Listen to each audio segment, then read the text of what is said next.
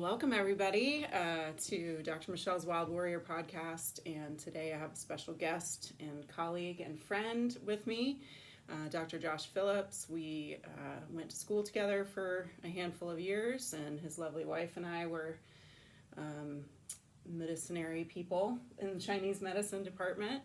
And so today I'm excited to hear Dr. Phillips' story about his practice and how he came to be this awesome practitioner that I get to call my friend and colleague. So welcome, Josh, Dr. Phillips.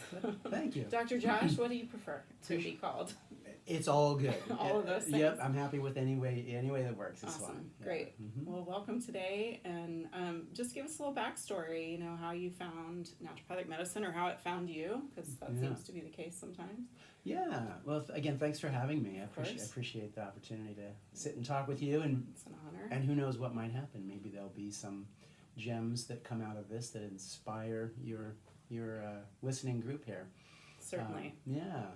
Well, my story about naturopathic medicine is not necessarily, one of these really elegant or beautiful stories that you often hear about a personal health crisis that, brought somebody to natural medicine or that of a family member.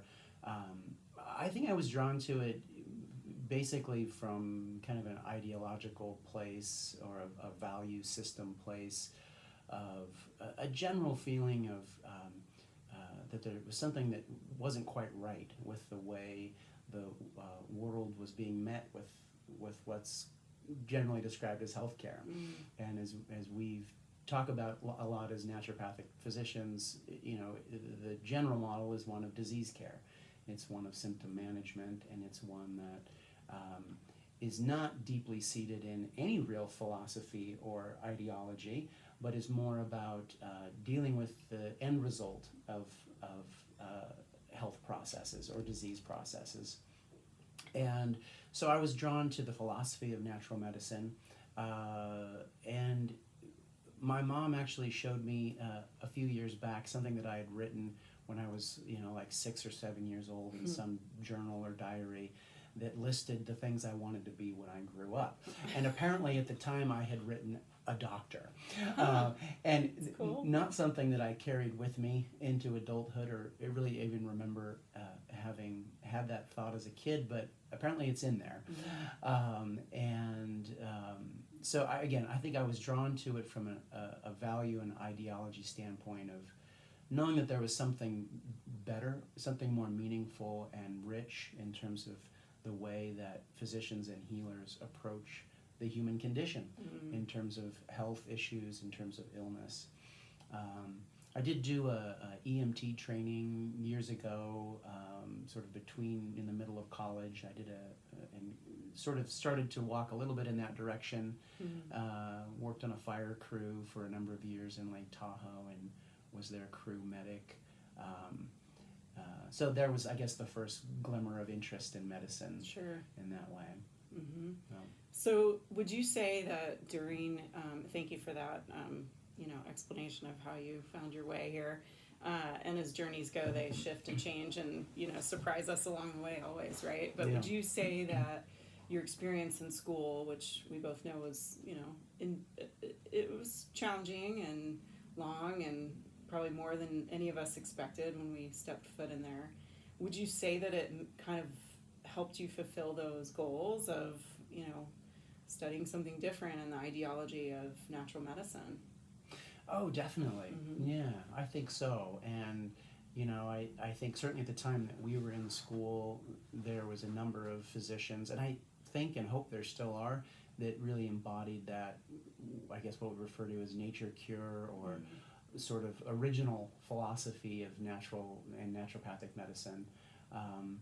And so, there's some mentors that I think did a great job of really embodying and teaching those really basic principles of supporting the body's ability to heal itself and figuring out what the obstacles to cure are and what's going on in someone's body that's preventing its own self-healing capacity and some of these basic principles. And as it goes in a program like the Naturopathic University, the other things that showed themselves to me and that weren't part of the core curriculum, but the workshops and the internships and the preceptorships, of course, were very rich with, I'd say, taking it even deeper than what the core of the curriculum was offering. But for the most part, yeah, I felt really good about the training we got. That's great. And so what about like afterward, jumping right into practice, or how did that go for you? Did you just hang a shingle and you were Dr. Josh and boom, it was open, or what did that look like?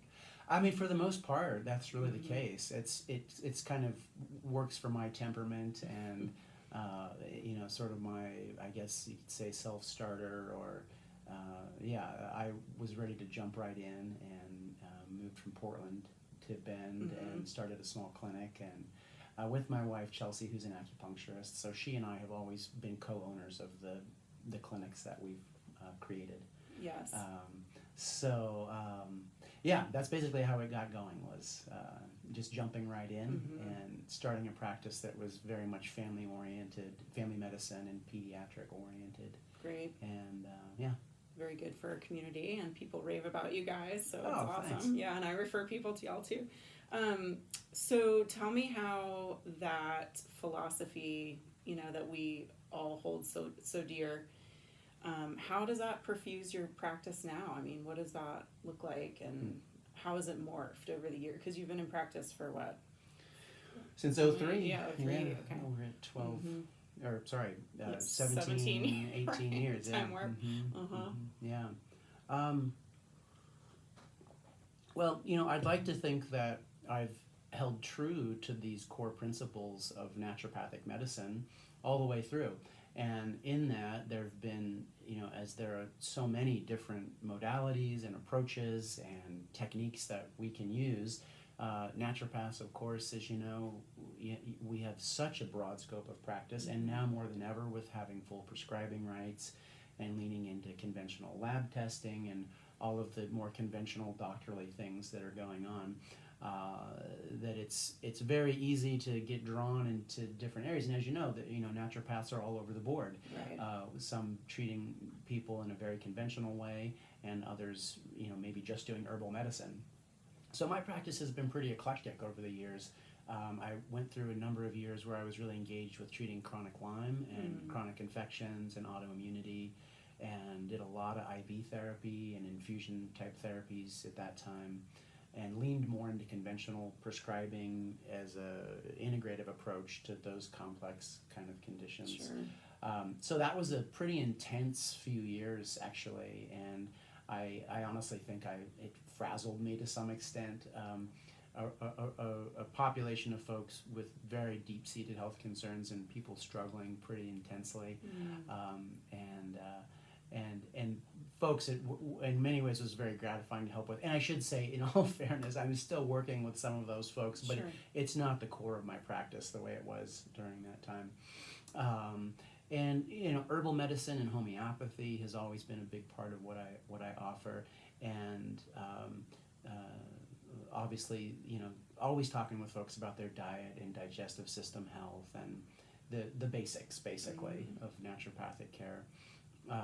And as you know, our practice has grown into a group practice, and my days a week of seeing patients has gone down, not up, over the years. And I'm wearing the hat of clinic owner, clinic manager, as much as I'm actually seeing patients now.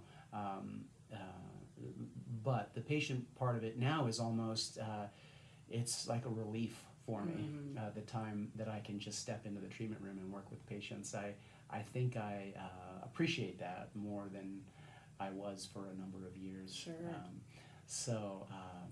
And it's changed in the sense that some of the treatments that I'm offering have changed. For example, we're now offering hyperbaric oxygen therapy at our clinic. I didn't know you were doing that. And about 2 years ago, we bought a chamber and are offering that. And so that's kind of a new and exciting offering at our practice, and that has kind of leaned me into the world of working with people with various types of neurological trauma, Right. And folks with auto accident injuries and traumatic brain injuries post-concussion syndrome, that I wasn't necessarily inviting that group Yeah. into the practice prior to that, and I've been really amazed with what the hyperbaric oxygen therapy is offering for folks with neurological injuries. So that's been cool. Yeah. And a new thing that we're doing at Hawthorne. And along with that, like I was mentioning before, we started the interview here. There's sort of a depth of what I feel like I've always worked with patients that is, I guess, falls into the category of strictly mind, body, spiritual medicine. Falls into the category of knowing that how we're doing in our lives mentally and emotionally, how we're doing in our lives in terms of our levels of joy and our levels of being inspired in the areas of whatever creativity might mean for us as individuals, ultimately impacts our physiology. And that's an area of medicine that I've always been excited about, and sort of find myself doing this dance of, putting on the hat, which is the science guy who can talk research and statistics, and meeting people at that level, which is a pretty big level of Euro-American culture. For sure. Things need to be proven in that way for it to be true. So that hat I'm very good at wearing, and then I, again and again over the years, I find myself being reminded of, I would say, deeper levels of who we are as people, and deeper levels of the human condition, which in a lot of ways, and not to say that there's not great research about this, because there is, but in some ways defies the methodology of scientific rigor that we feel is so important to prove something true. And I say that in the sense that I think the majority of people, regardless of their walkings in life politically or economically or socially, there's things that people would just all look at you and say, yeah, that's true. I know it's true. It's intuitively true. I've seen it true in my own life and in friends and family's lives, and I don't need any research study to verify that for me. So there's that layer of things that I seem to keep stumbling into in my practice, and patients remind me of. And it's really exciting, this, I'm monologuing here. That's perfect. But That's the point. the story that I was sharing with you before I walked in, before we got started, is really touching to me, and it draws on my long-term, lifelong passion as a musician, and being involved playing music solo and with bands for most of my life, and sort of flirting with different layers of bringing that into my practice over the years, in terms of lectures that I've given or papers that I've written, in terms of how creativity and inspiration is such a big part of human health and well-being. For sure. This came up for me recently in a patient visit with a gentleman who has pretty advanced disease, and he's an elderly man, and I'm doing some IV therapy with him and some other treatments, and something keeps coming up in these visits. We have this in common, we have that in common, and as it happens with patient visits, you have those patients where something drops in, and you realize that there's something happening in a healing way that has nothing to do with the herbs you might prescribe or all of the different therapies that we offer. There's something else that happens that's hard to describe, but patients know when it happens with their providers. And most doctors, if they're paying attention, know when that happens as well. So this happened with this gentleman, where it was almost like he kept seeing something in me and was asking me questions about it, and I wasn't quite getting it or paying attention. And I'm not even sure he knew what he was looking for. Sure. But it finally came to be that we started talking about music, and he just lit up with the years of his life that he played music, and the years of his life that he had played various instruments and been engaged in different ways, and for whatever reason it was, had put it all down many years before. But that he still had this beloved guitar sitting in a closet somewhere, and so that immediately sparked a lot of excitement for me, and I launched right into my diatribe about the power of music and creativity, and the power of feeling inspired in terms of the healing process, in terms of being well. And so this ultimately culminated in a really lively conversation that ended with me getting out the prescription pad and writing a formal prescription for this gentleman to get the dusty guitar out of the closet. So perfect. And regardless of his skill level or what he could remember, to just commit to pulling it out of its case on a daily basis and spending 20 to 30 minutes trying to tune it or remembering chords or strumming a tune. It didn't even matter. Right.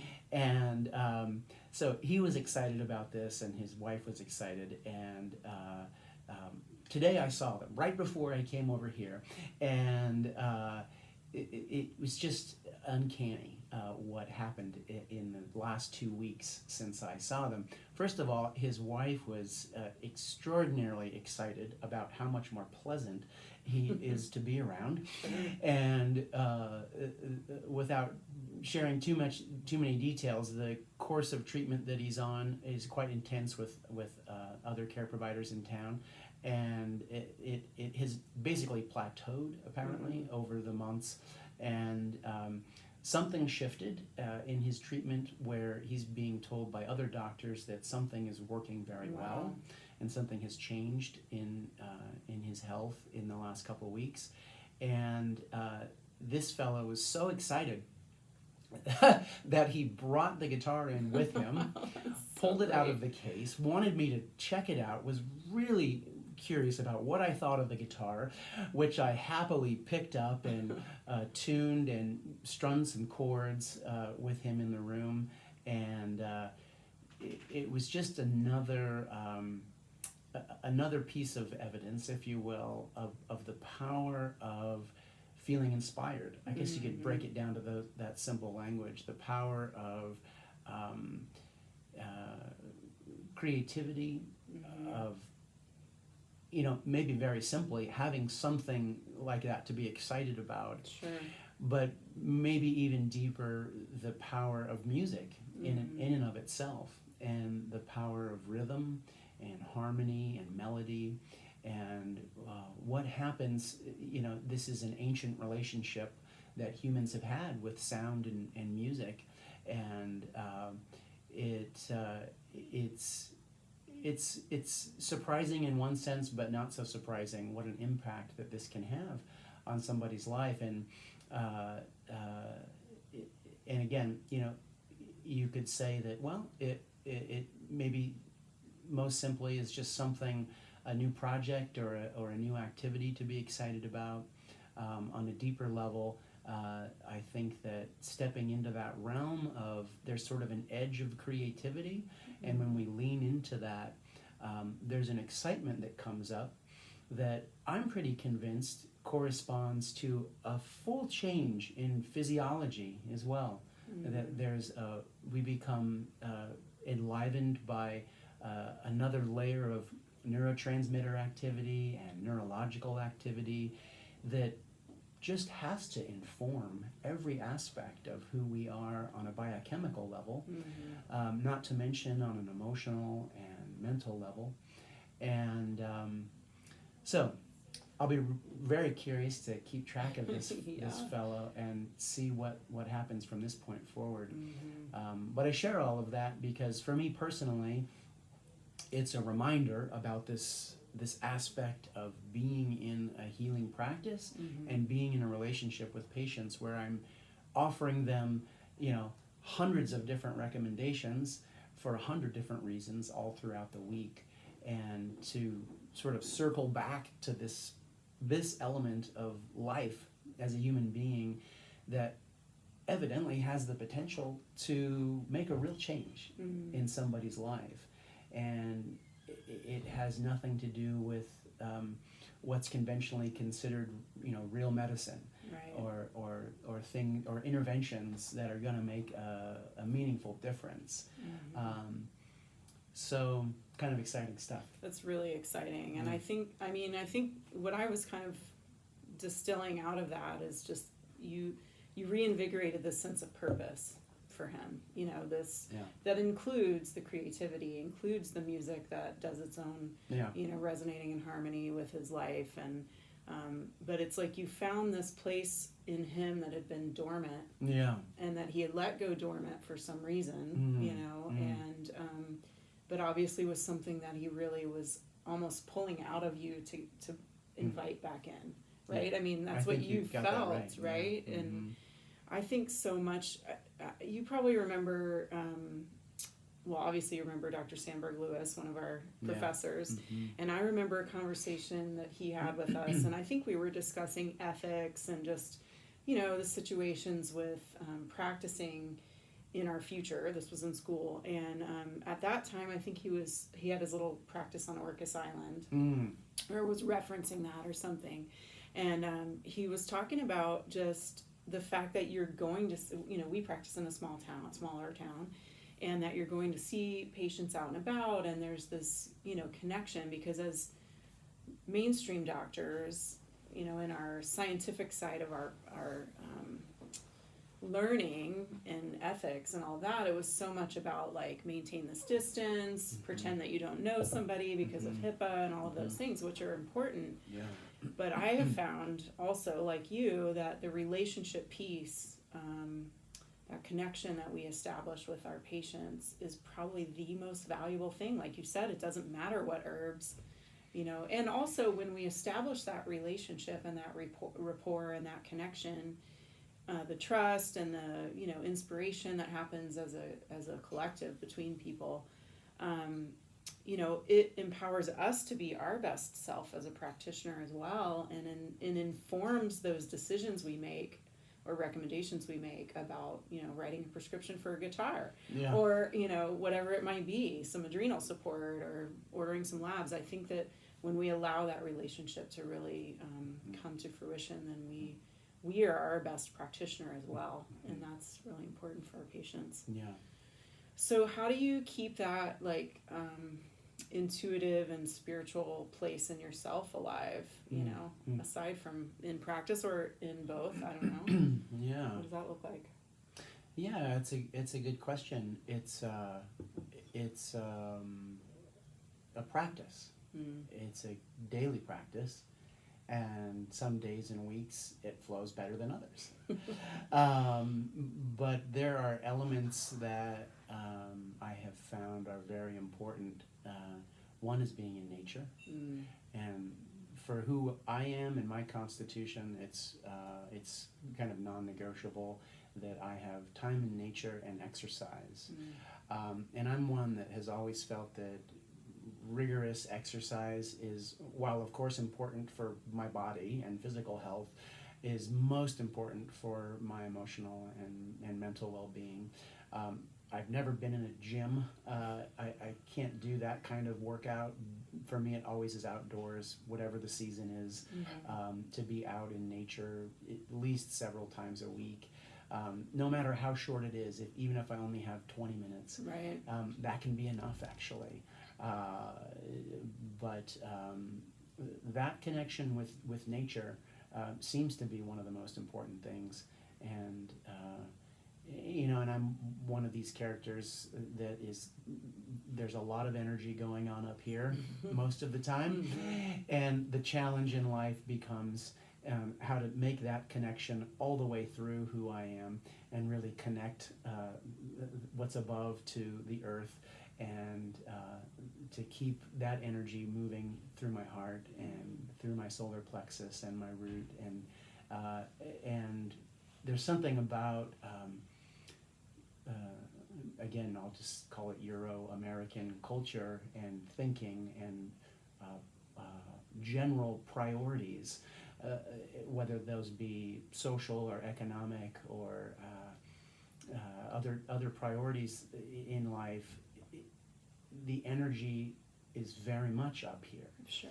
And back to what I was saying earlier, we're very much a culture that is frankly obsessed with knowledge and information like never before. And that keeps us as a culture very much here and wanting to prove things based on knowledge and data and, and science, where there's a great deal of limitation there in terms of the totality of what the human experience is meant to be, in my opinion. Not to mention, I think it goes hand in hand with so much anxiety and so much depression that we've never seen before in the human race. And so, again, for me, and I'm a perfect example of that, and can get absolutely spun out by everything that's going on in the world now, and everything that's going on internally.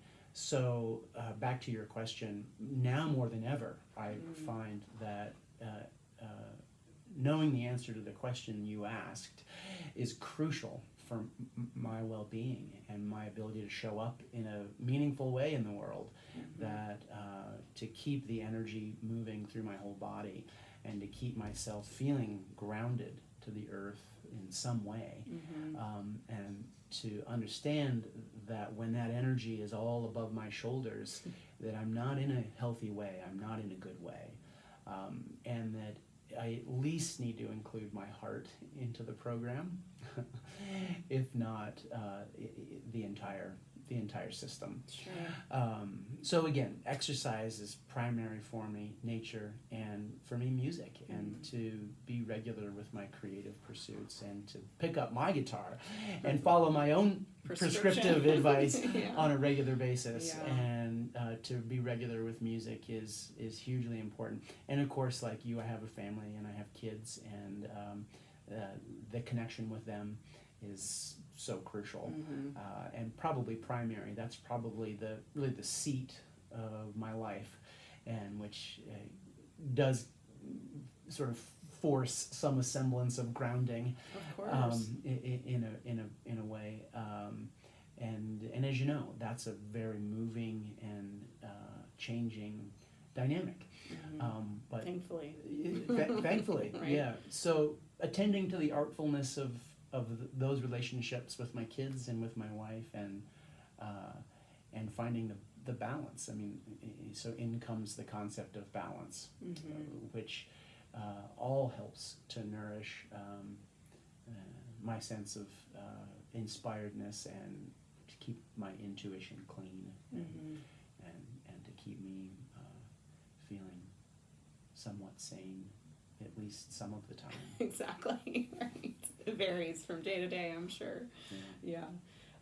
Thank you for sharing all that. I think that's so poignant, and I would say it becomes contagious too. I mean, that's one of the things that a couple of my spiritual teachers over the years have talked about, because it's super easy to get overwhelmed and like, well, what am I doing to make a difference? I'm just one person, and even though we both have successful practices, quote unquote, and all of that, I think knowing that I'm doing the work and you're doing the work on yourself that literally radiates out to our community, whether that's affecting one other person who sees you on the trail, or another person who hears you're playing music, and or just hears this interview and knows that this is the kind of thing that you're doing for yourself. Because as naturopaths, right, I mean, docere is one of our biggest things. Like, we are the ones to teach, and by doing, then we teach, right?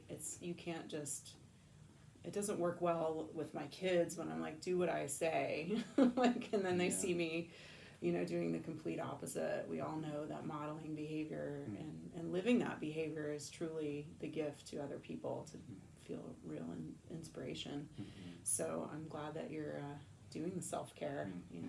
and the things that help you stay inspired.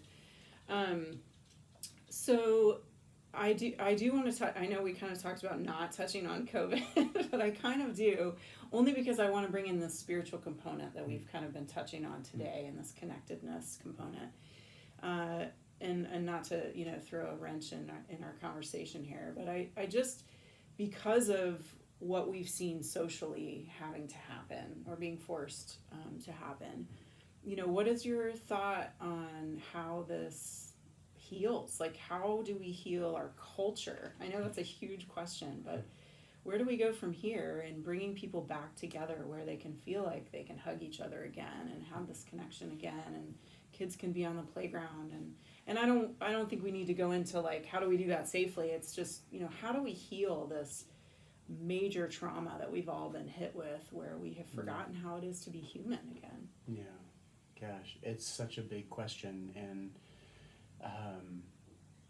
in consideration of everything that's happening, for me personally, like I think it is for so many people, it's really the deepest heartbreak is seeing how deeply this is already in the collective psyche, that people are dangerous, that we are vectors of disease, that we need to stay away from one another in order to be healthy, is something that I feel so bad for all of the parents whose kids are in the 5 to 9, 10, 11-year-old range, this very psychically impressionable age, where they don't have the reason and rationale to sort through the pros and cons, the truth or half-truths that are in this whole dilemma.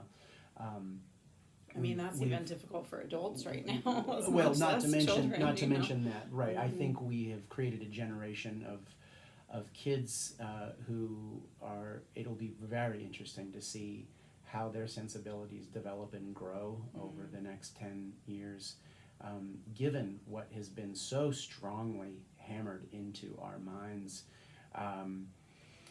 And it's a dilemma, because, as you know, I stay up on the information coming down the line from OHSU and the Oregon Public Health, and in fact, I'm skipping their twice monthly update right now to be here. Thank you very much for distracting me from that. Yes. And it's you can catch up on it for sure. It's really amazing to listen to them bring the data forward, and to see that these are very highly educated and very well-meaning people that really believe that this is the one and only way to get through this situation with the COVID virus and the infections related to it. There is generally not the conscientiousness around we are part of nature. We are part of a indescribably vast ecosystem of microbes, of viruses and bacteria and parasites that are as much a part of our health and well-being. They've supported our adaptability and resilience as humans on the planet over the millennia and eons. That basic level of thinking does not exist in the conversation, in the epidemiological conversation of what's happening right now. That's very unfortunate. I think that would change the narrative, that would change the thinking a little bit. Because that's not there in any way, there doesn't exist the thinking of the greater relationship with the natural world. It is hyper-focused on one virus, and the recommendations being at the expense of that broader, important microbial relationship that we have on so many levels. And again, these very well-meaning, highly educated people are convinced that the only thing to do is to stay away from each other. How do we heal from that? How do we extract ourselves from that? And I wish I knew the answer. I think it's also hugely underestimated and underappreciated and spoken about on a larger public health level, just how desperately important it is for humans to be in close relationship with each other. And I've gone through this in my mind internally so many times where I've hit this wall where I feel like it's actually the only reason I care to be in a human body on this planet. So true. Is to be in relationship with people, is to be close to people, is to shake hands and give hugs to new acquaintances and friends. Not to mention, again, back to the mind-body piece, what that does for us physiologically. There's a whole study of psychoneuroimmunology that describes how the immune system is enlivened and vitalized and invigorated by so many layers of our emotional state. And when people are scared of each other and convinced that the only way to be healthy is to be away from each other, that sends a really damning message to our nervous systems and to our endocrine systems.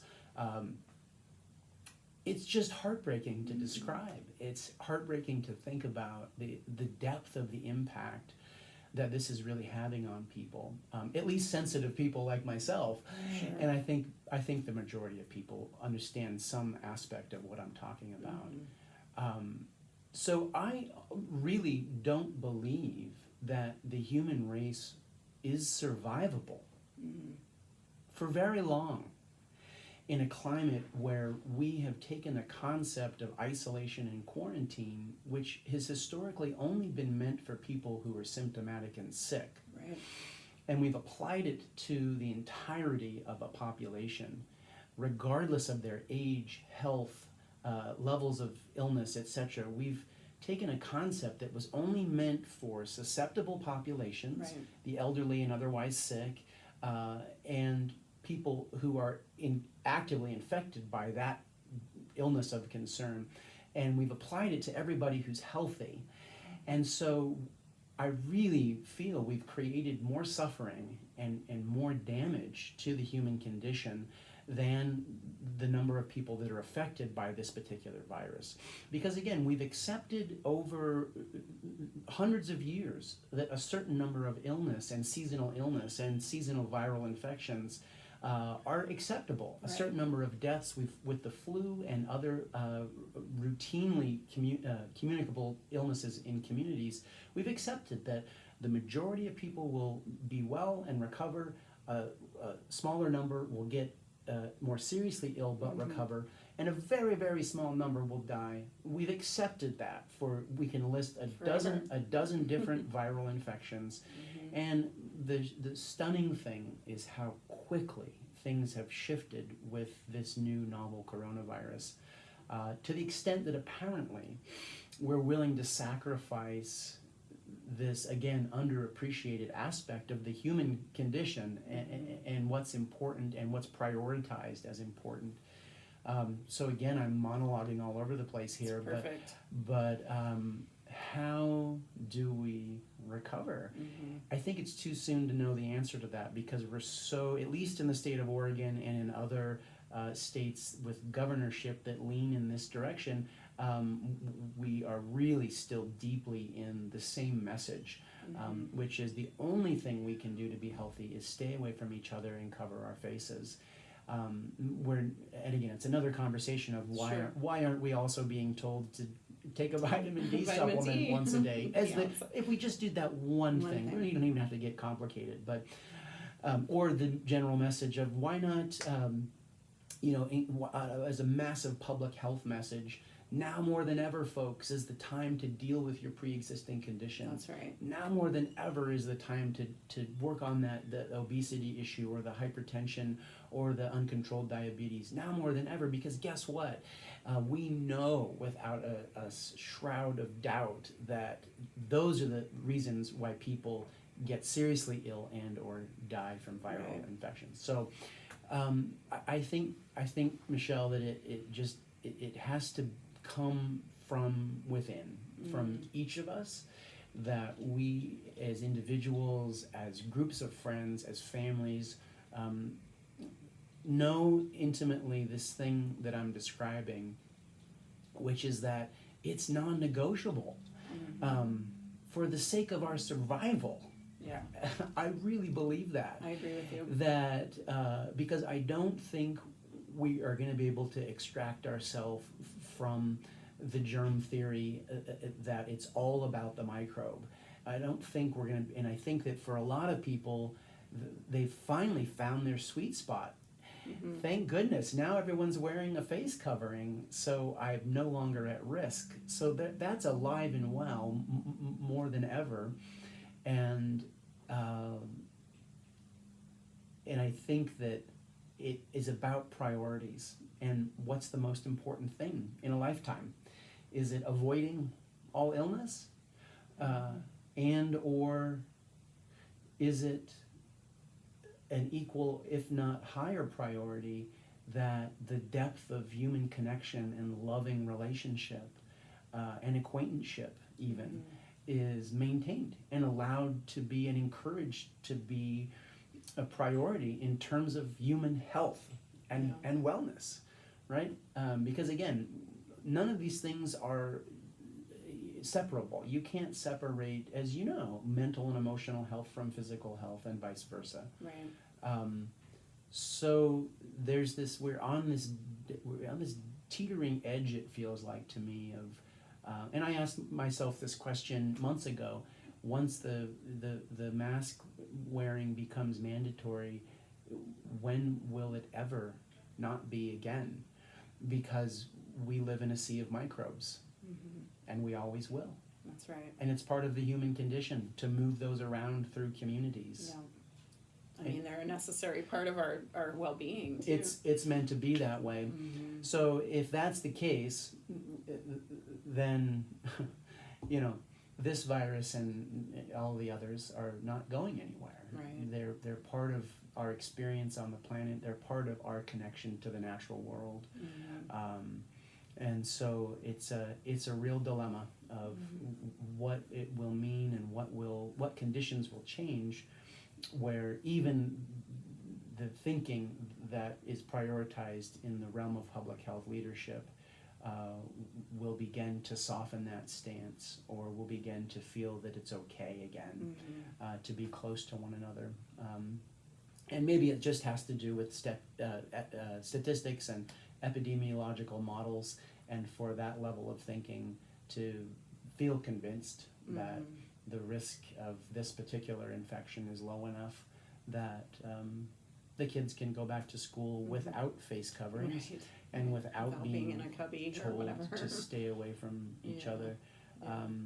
And again, I'm repeating myself, but I think that the underlying message, the depth of underappreciation of how important that connection is, it's just been pushed out the door for now. And we're seeing increased suicides. We're seeing increased rates of anxiety and depression like never before. Yeah. We're instilling into a new generation of kids a line of thinking that has never existed before. I know. And the ramifications of that, it's too soon to tell. I think the writing is on the wall. And maybe that just has to get louder and uglier before it becomes an equal part of the conversation alongside the conversation of community transmission of microbes. But not an easy answer. Yeah. Let me ask you this as we kind of finish up. That was beautiful, by the way.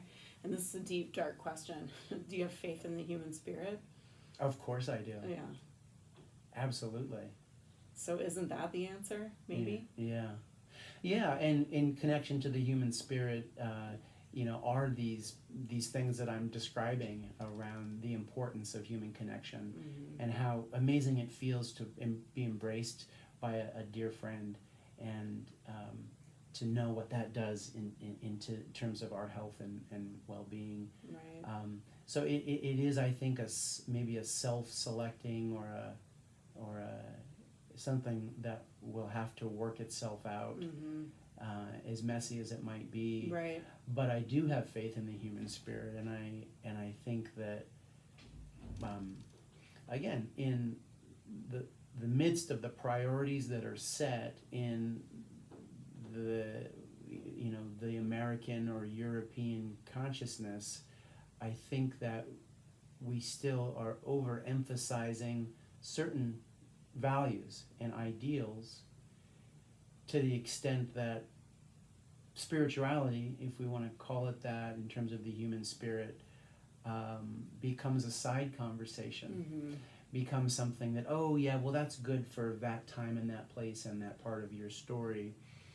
But what's really important, as long as there's that division that's made, I think we'll be in the middle of the kind of suffering that is being experienced right now. And by the way, that connects to the whole planet. So to be in touch with the depth of the human spirit and what the human spirit really is connected to and after in a bigger picture way, you're immediately connected not just human to human, but you're connected to all of the animal and plant kingdom and the depths of this planet, our mother, our home.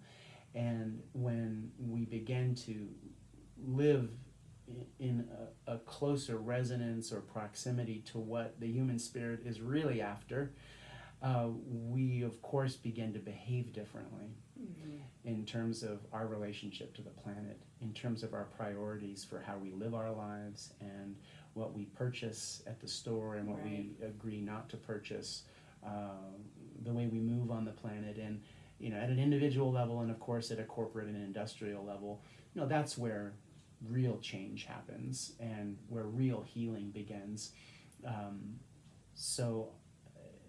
I think that all does begin at the level of the human heart in a spiritual way, and the level of the human spirit.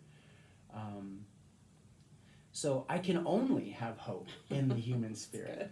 How else? What else is there? If I didn't have that, I think I would have, taken the one-way trip, jumped off the flat Earth a while ago. The ocean a long time ago, or whatever.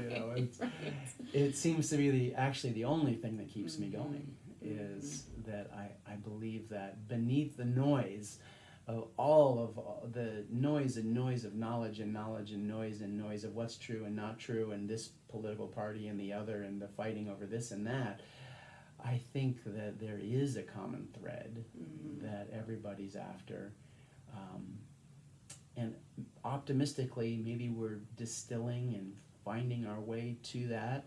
As messy and ugly as a lot of it looks right now, I know that's hard to believe. Right. I'm keeping my heart open and my mind open that really nature is in charge here, and kind of always has been. We just pretend been. that we are sometimes, but we're an extension of it. We're part of it. So I think when we resonate with nature, that is the hope. And what you just touched on makes me think that perhaps we're going to come into an even grander sense of the human spirit as we get through and muddle through, as you said, because I do agree. I think there's going to be some, the pendulum when it swings, it always has some turmoil to get from one end to the other, and we've been on one extreme for a while. And to shift back directions, I think, is an exciting kind of endeavor that has a lot of unknowns, which create fear. And if we can all just stay tethered to the heart and soul and each other and like you said, our planet, then those things can be graceful, beautiful, empowering journeys to something new and better that we didn't even know before. So thank you for being hopeful, because we all need that right now. And so anything else you want to wrap up on? I think we're close to the end here, but I really value your insight and your heart and your wisdom. It's been great to talk with you about all this. Yeah, I really appreciate it. It's inspiring, encouraging just to have this conversation. And I think there's pieces of this conversation that are meaningful to most people, and maybe it's as simple as that. If we can talk about the depth and importance of the things that we're discussing here, and maybe a few other people will start to have that conversation as well, and question for themselves what the depth of truth and reality is, and what the priorities are for a life well spent, and hopefully a life well spent that will inspire many more generations of healing and growth and deepening into what's really important for a life on planet Earth, and maybe returning to some of the ancient truths that cultures I think knew for so many thousands of years before us. Right. That a lot of what we're describing are not new ideas; they're very old ideas, and ideas that cultures around the globe have known for a long time. Yeah. And I think a lot of what can be called New Age or New Thinking or forward thinking is really tapping into principles that the human spirit, the human heart has known. It's actually encoded into our DNA, and from times where we were living in harmony, at least with the planet, if not with each other, Right. with much more consistency than we are now. So I think that these are the conversations that might maybe steer us into that direction. Well, I'm feeling inspired and hopeful, so that's at least affecting me, and I'll Yeah. try and spread that out Yeah. to those I care about too. So Cool. awesome. Well, thank you, Josh, so much for your time today. I really enjoyed it. Really great, Yeah. and I Thanks hope for the rest having of me. your day is amazing, and Yeah. we'll catch you soon, I'm sure. Thanks Yeah. a lot. All right. Thanks.